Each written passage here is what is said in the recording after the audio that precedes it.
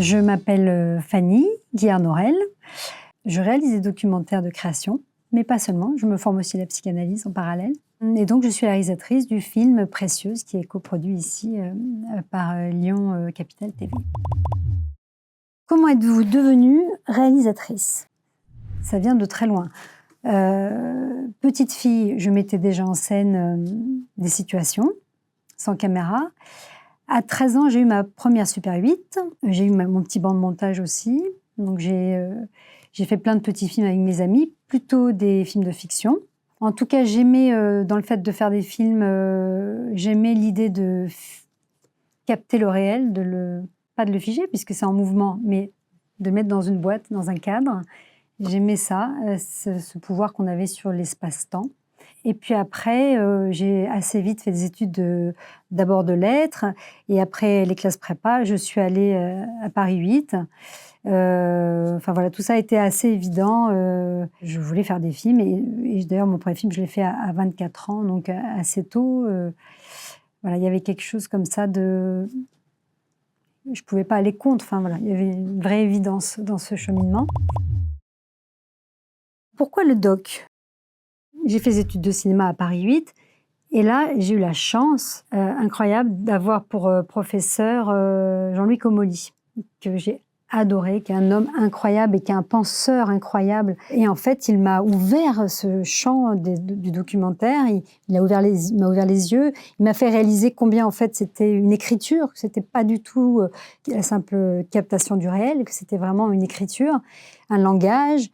Et donc, je fais mon mémoire de maîtrise avec lui, qui a été finalement mon premier film, cette mémoire qui se tait. Et tout ça s'est fait de manière assez naturelle.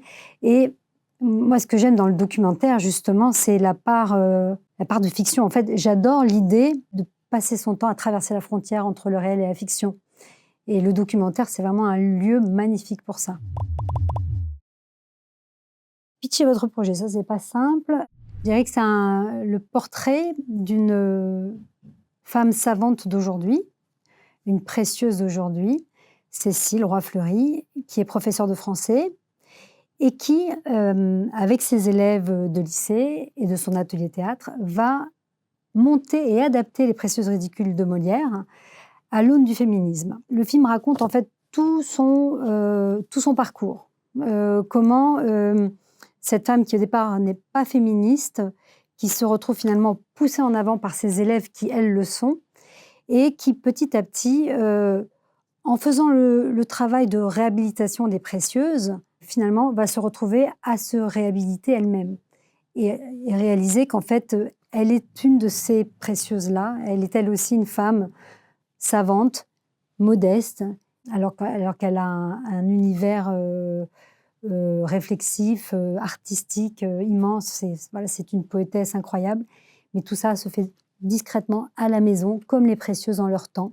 Et là, le film, en fait, le film raconte son ouverture, sa naissance, et j'espère, il vient l'accompagner dans ce chemin. Il vient aussi la mettre en lumière, et voilà.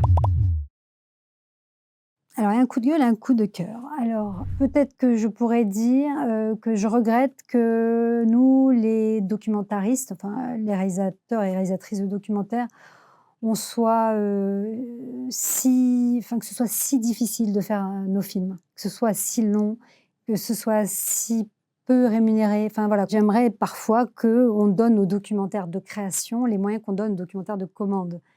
J'ai fait aussi de la commande, et on peut vivre de la commande, on ne peut pas tellement vivre du documentaire de création, et c'est bien dommage. Voilà, donc ça serait mon coup de gueule.